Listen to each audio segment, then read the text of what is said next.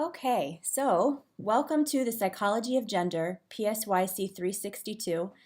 This is an online course, and because the audio has been temperamental and I'm still trying to figure out how to get the embedded audio and the PowerPoints to work, I'm going to make a couple YouTube videos of the first couple of chapters, and if this works out, then I'll do the rest of the chapters as well. So how this is going to work is some of the slides have audio that I've prepared for it. I'll read the description out loud, basically, of what would have been in the audio had you been able to listen to it in the PowerPoint. On the slides that don't have the audio components, though, I'll just wait 2 to 3 seconds and then I'll move on to the next slide. And as you're watching this in whatever media outlet, YouTube or whatever, you can always pause and review the bullet points.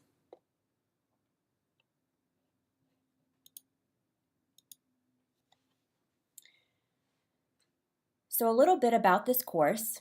This course will provide an overview of research and theory on gender and psychology. Specifically, we will be examining the social and psychological myths and stereotypes associated with men and women.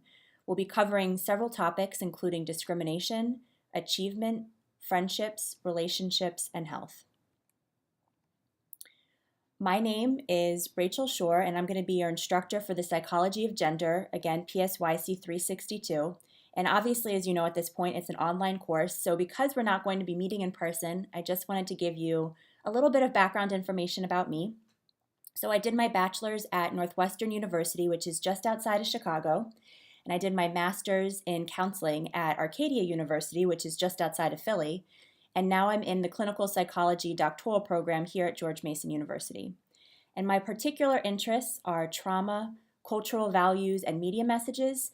So I would encourage you, feel free to use me as a resource if you have any questions about the psychology program here, about graduate programs in general, or about any of the areas of interest.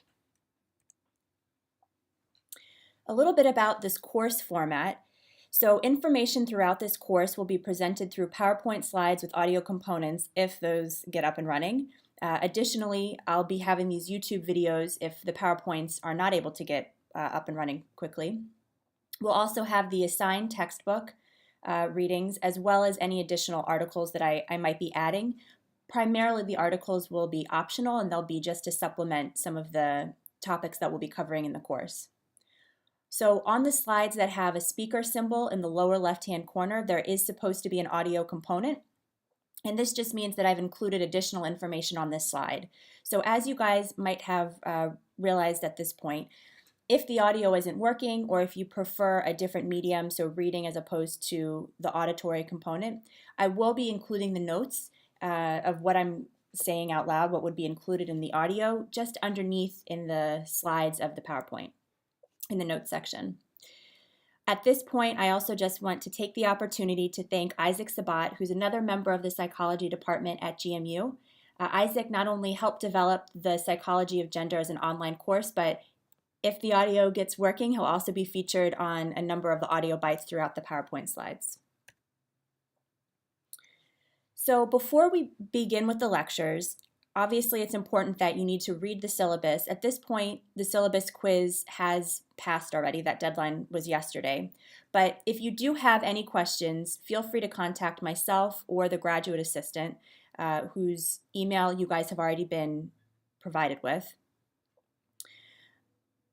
And at the end of each of the lectures, you guys will need to make sure to complete the quiz. And then starting with Chapter 1, you'll also be posting your thoughts on the discussion board. So as discussion posts and interactive assignments are a key feature in the course, I also just want to recognize that the content in this class covers a number of socially sensitive topics. So I expect everyone to be conscientious and courteous when sharing your opinions, as well as when you comment on other people's opinions. And in my experience, students get the most benefit from discussions when they contribute their genuine thoughts and feelings and do so in a respectful manner, and then they receive thoughtful feedback in return.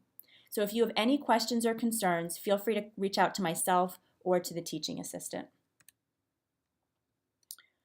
Okay, and now we are starting with Chapter 1 of this course. So for those of you that are interested in sex and gender research, particularly in studies that focus on sex and gender as non-dichotomous categories, an interesting starting place might be to look at the 2012, which is a very brief article, entitled Beyond a Dichotomous View of the Concepts of Sex and Gender, Focus Group Discussions Among Gender Researchers at a Medical Faculty. And for those of you that are not already aware, a great way to just look up articles in general that I might be talking about here or that might be presented in other classes is to look at Google Scholar.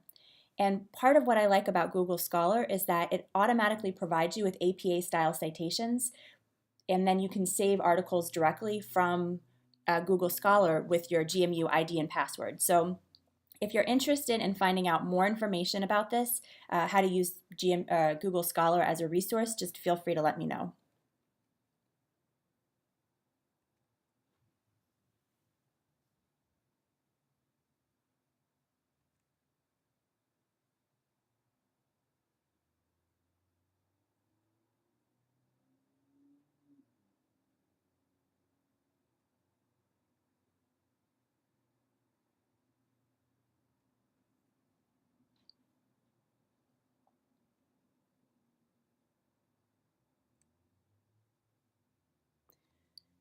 This slide is talking about gender identity disorder, also referred to as GID.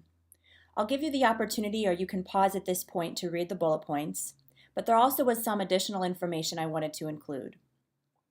In 2013, the 5th edition of the DSM, or the Diagnostic and Statistical Manual of Mental Disorders, was published. And in this edition, GID was actually eliminated, and the diagnosis of gender dysphoria was introduced. And I'm just going to include a little quote from a fact sheet on the DSM-5 about gender dysphoria. And it states, in the upcoming 5th edition of the Diagnostic and Statistical Manual of Mental Disorders, the DSM-5, people whose gender at birth is contrary to the one that they identify with will be diagnosed with gender dysphoria. This diagnosis is a revision of the DSM-4's criteria for gender identity disorder and is intended to better characterize the experiences of affected children, adolescents, and adults, end quote. For those of you that are interested in more information on gender dysphoria and the changes between the DSM-4 TR and the DSM-5, feel free to look on Blackboard. I've included a fact sheet in additional or supplemental materials. And you'll also be interested, or you might also be interested, in a 2013 article entitled Gender Dysphoria, DSM-5 Reflects Shift in Perspective on Gender Identity. It's by Wynn Perry, and you can also find this for free on the internet.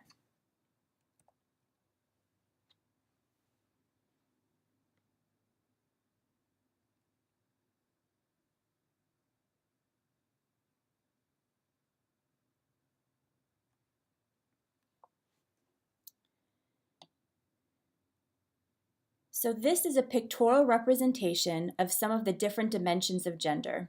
And as you can see, biological sex refers to more stable biological attributes of genes, hormones, and genitalia, for example.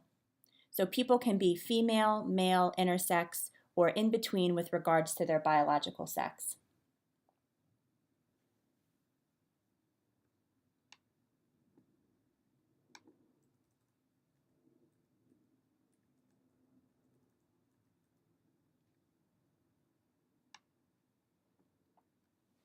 Gender identity has to do with gender that one psychologically identifies with. People can identify as either a woman, a man, genderqueer, or anywhere in between. Gender expression relates to people's outward demonstration of their gender, and gender expression can be masculine, feminine, androgynous, or anywhere in between. And lastly, people can vary with regards to their sexual orientation or attraction. People can be attracted to their same sex, which is sometimes referred to as homosexual. They can be attracted to the opposite sex, which is sometimes referred to as heterosexual, and they can be attracted to both sexuals, bisexual, or anywhere in between. Going back to gender identity, when people identify as a gender that is different from their biological gender, they are often referred to as transgender. If they undergo procedures to alter their biological sex to match their psychological identity, they are referred to as transsexual. And it's also just important to note and understand that these are not dichotomous dimensions, but rather they exist on a vast spectrum. And additionally, this graph is not fully inclusive.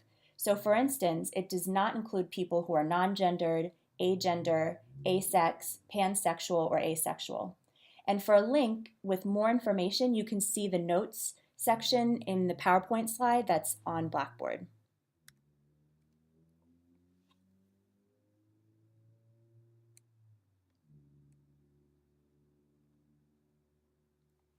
So I want to make sure that you remember this model, this ABC model, or affective, behavioral, and cognitive model, that are going to kind of create a framework to understand the components of gender role attitudes. So this is going to be something that I'm going to be referencing throughout the course and something that I would highly recommend that you remember.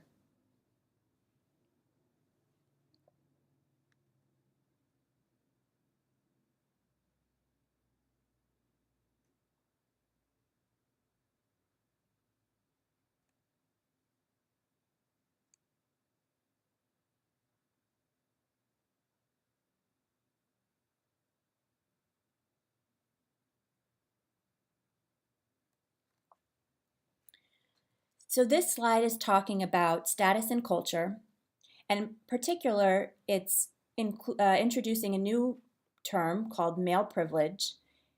And for those of you that are interested in learning more about the concept of privilege and social justice development, I would suggest reading a brief article that was published in 2010 by Caldwell and Vera, entitled Critical Incidents in Counseling Psychology Professionals and Training Social Justice Orientation Development.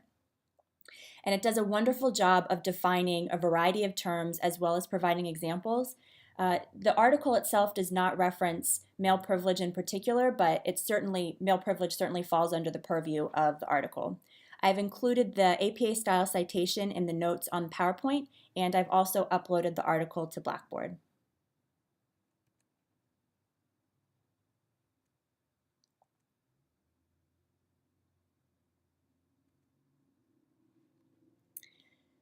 Social construction of gender.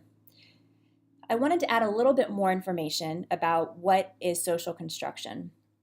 So social construction, put simply, states that what we are exposed to shapes how we think about ourselves, others, and the world around us.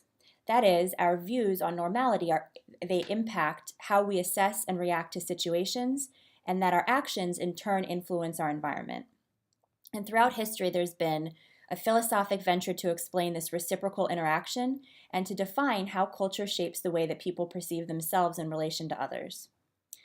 Over 2,000 years ago, Plato's Parable of the Cave endeavored to show that we're limited in what we have been exposed to.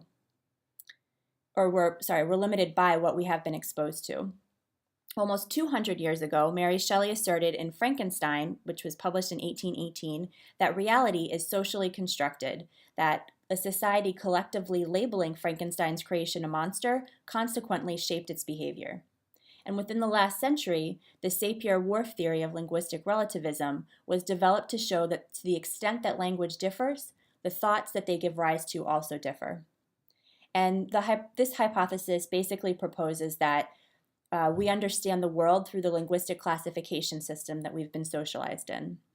And throughout this course, you'll be asked to critically analyze the messages that you've received about sex and gender and consider how this impacts your ABCs, your affect, your behaviors, and your thoughts.